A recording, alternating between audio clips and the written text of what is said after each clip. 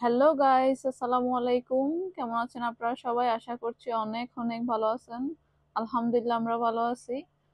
তো আজকে একটা রেসিপি নিয়ে আসলাম, ওমানি ট্রেডিশনাল শুয়া। তো দেখতেই পারছেন আমি শুয়া বানানোর জন্য দুইটা বড় বড় সাইজের মাংসের পিস নিয়ে নিছি। তো এক একটা 500 গ্রামসের মতো। তো এখানে সিক্রেট শুয়া মশলা দিয়ে দিচ্ছি আমার, সামান্য পরিমাণ লবণ, তো সামান্য পরিমাণ আদা রসুনের পেস্ট দিয়ে দিয়ে পানি দিয়ে প্রেসার কুকারের ঢাকনাটা বন্ধ করে বসাই দেব চুলায়। তো এই যে এখন আমি এদিকে মাংসগুলো চুলায় বসিয়ে দিয়ে এখন আমি সোয়া মশলাটা বানিয়ে নিচ্ছি।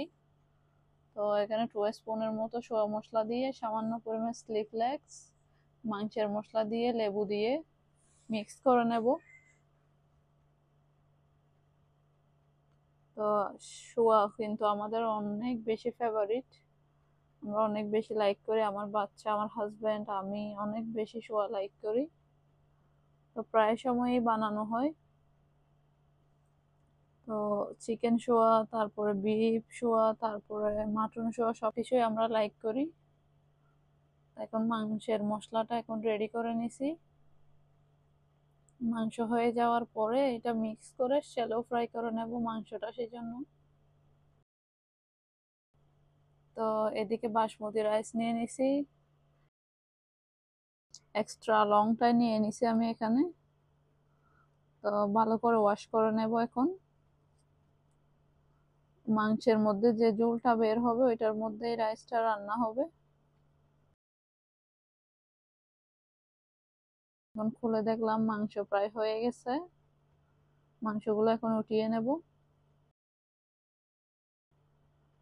মাংসগুলো এখন উঠিয়ে মশলার মধ্যে ভালো করে মিক্স করে নেব।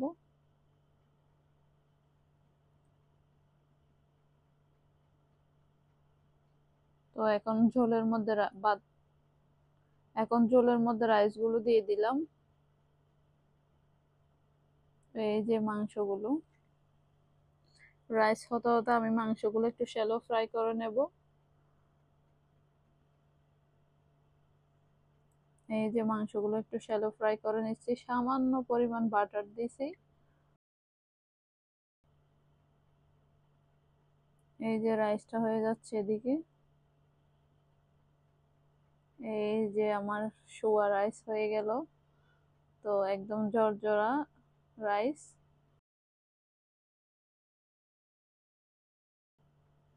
এই যে দেখতে পাচ্ছেন, খাবারটা মাশাআল্লাহ অনেক বেশি ইয়াম্মি হয়েছিল।